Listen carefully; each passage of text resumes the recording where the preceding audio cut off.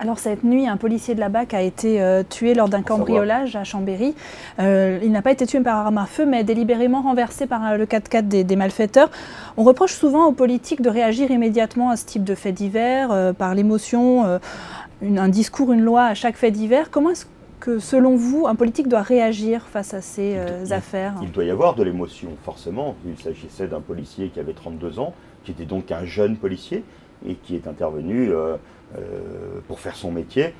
Donc il doit y avoir derrière tout de suite une première interrogation qui est pourquoi? Comment est-ce que cela a pu arriver? Comment un policier s'est retrouvé dans cette situation? Là, je sais, ce n'était pas par arme à feu, mais qu'il a été percuté par la voiture quand les voyous ont cherché à s'échapper.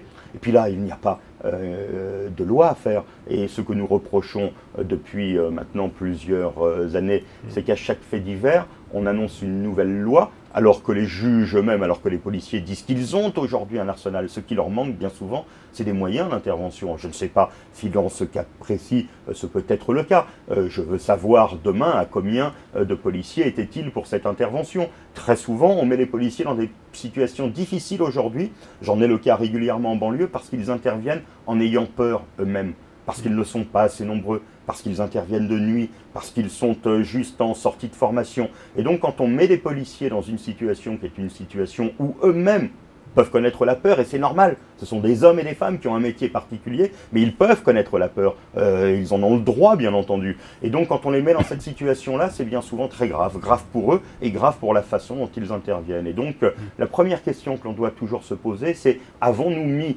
ces personnes qui sont porteurs de quelque chose d'extrêmement fort dans la bonne situation pour faire leur travail? Et je ne sais pas ce qui s'est passé dans le cas de Chambéry, mais dans beaucoup de cas, les policiers sont aujourd'hui, quand ils interviennent, en sous-nombre, en sous-effectif, et cela pose de véritables problèmes.